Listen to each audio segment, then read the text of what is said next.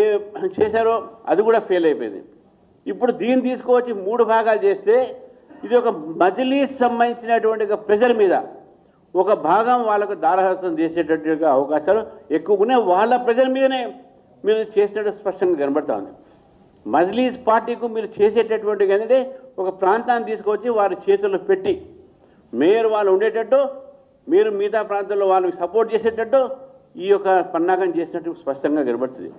ఇక political మ్యానిఫైట్స్, political intentions మీ ఉన్నాయి దీనిలో. ఎవరు కూడా మంచి జరిగేది కాదు. ఇది హాయిగా చిన్న చిన్న పన్ను కట్టుకుంటున్నాం. దాంట్లో చిన్న చిన్న ఒక కార్మికులు ఉంటారు, దాంట్లో చేతి విధులు చేసే వాళ్ళు ఉంటారు. ఇప్పుడు అందరూ కూడా కార్పొరేషన్ రాగానే లాస్ అప్లై కాగానే అన్నీ పెరిగిపోతూ ఉంటాయి. దయచేసి రేవంత్ రెడ్డి గారి ప్రభుత్వాన్ని కోరుతా ఉన్నాను, ఈ యొక్క ఏవైతే మీరు చేశారో ఇవన్నీ కూడా ఈ రియల్ ఎస్టేట్ కింద కాకుండా మీరు దీని రాష్ట్రాన్ని రెడ్ ఎస్టేట్గా మారుస్తున్నారు. కళ్ళల్లో రక్తం వస్తుంది ప్రజలకు. రియల్ ఎస్టేట్ కాదు మీరు పెంచేది ఇక్కడ, దీంట్లో రెడ్ ఎస్టేట్ పెంచుతున్నారు. రియల్ ఎస్టేట్ వాళ్ళు కూడా మొత్తుకుంటారు, వాళ్ళకు ఉన్నవే యూనిట్స్ సేల్ కావట్లేదు. మీరు వచ్చిన తర్వాత ఈరోజు కాంగ్రెస్ ప్రభుత్వం వచ్చిన తర్వాత దెబ్బతినేది ఏమంటే రియల్ ఎస్టేట్ వాళ్ళే. అది ఎందుకు తినారు, వాళ్ళ బాధలు వాళ్ళు చెప్పుకుంటారు. ఇప్పుడు ఇంకా 9,9,000 ఎకరాలు దీంతో పాటు మీకు వచ్చేటటువంటి ఒక కొత్త ఈ దీంట్లో వచ్చిన భూములు 650 స్క్వేర్ కిలోమీటర్లు 2,000 స్క్వేర్ కిలోమీటర్కి మారుతుంది.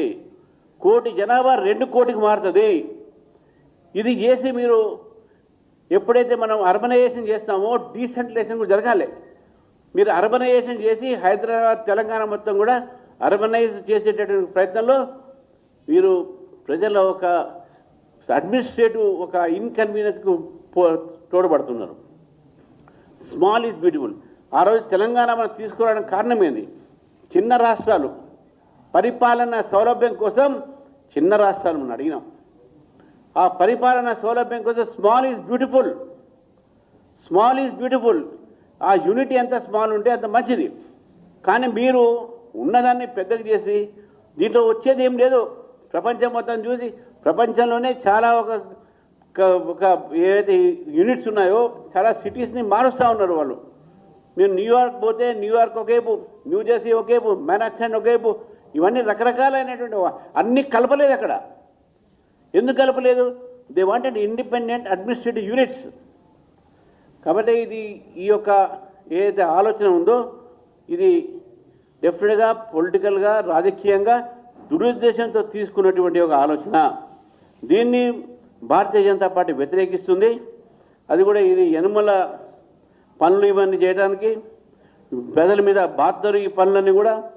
కాబట్టి ఈ యొక్క సంబంధించినటువంటి ఒక నిర్ణయాన్ని భారతీయ జనతా పార్టీ వ్యతిరేకిస్తూ ఈ జియోని వెంటనే జియో మెమో నెంబర్ 5924 ఏదైతే ఉందో ఈ మెమో మున్సిపల్ అడ్మినిస్ట్రేషన్ది, ఈ మున్సిపల్ అడ్మినిస్ట్రేషన్ మెమోని కూడా మీరు విత్డ్రా చేసి యథావిధంగా దీన్ని ఉంచాలని చెప్పేసి కూడా భారతీయ జనతా పార్టీ డిమాండ్ చేస్తూ అక్కడ ఉన్న ప్రజలను కూడా నేను కోరుతున్నాను, దీన్ని మీరు వ్యతిరేకించనే మీతో మేము ఉంటాము తెలియజేస్తూ ఈ యొక్క సమావేశంలో ఇది మళ్ళీ ఈ హిల్ట్ ఒక తీసుకొచ్చారు, గతంలో హైడ్రా తీసుకొచ్చారు, మూసీ తీసుకొచ్చారు, ఇది హిల్ట్ తీసుకొచ్చారు, ఇప్పుడు ఇది తీసుకొచ్చారు.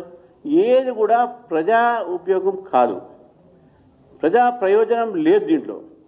మీరు కేవలం మీ యొక్క ఏవైతే స్వార్థం కోసమో మీకు లాభం చెందడానికి ఈ నిర్ణయం తీసుకుంటున్నారని చెప్పేసి భారతీయ జనతా పార్టీ భావిస్తూ మరొకసారి ప్రభుత్వం దీని మీద పునరాలోచన చేయాలని చెప్పేసి కూడా నేను మీ ద్వారా ప్రభుత్వాన్ని కోరుతా ఉన్నాను.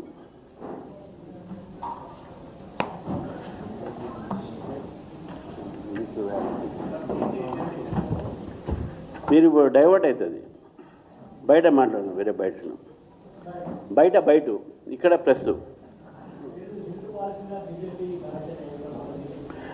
హిల్ట్ని మా ఫ్లోర్ లీడర్ గారు ఇక్కడే ప్రజెంటేషన్ చేస్తారు. హిల్ట్కు కూడా దీనికి సంబంధం ఉన్నది. ఇది ఇంటర్ కనెక్టెడ్, హిల్ట్కు ఇవన్నీ కూడా ఇంటర్ కనెక్టెడ్. నేను అదే చెప్పాను, హిల్ట్, జిహెచ్ఎంసీ, హైడ్రా ఇవన్నీ కూడా ఏదంటే ప్రజల్ని బాధ పెట్టడానికే తీసుకొచ్చింది, కానీ ప్రజల ప్రయోజనం కోసం తీసుకొని రాలేదు.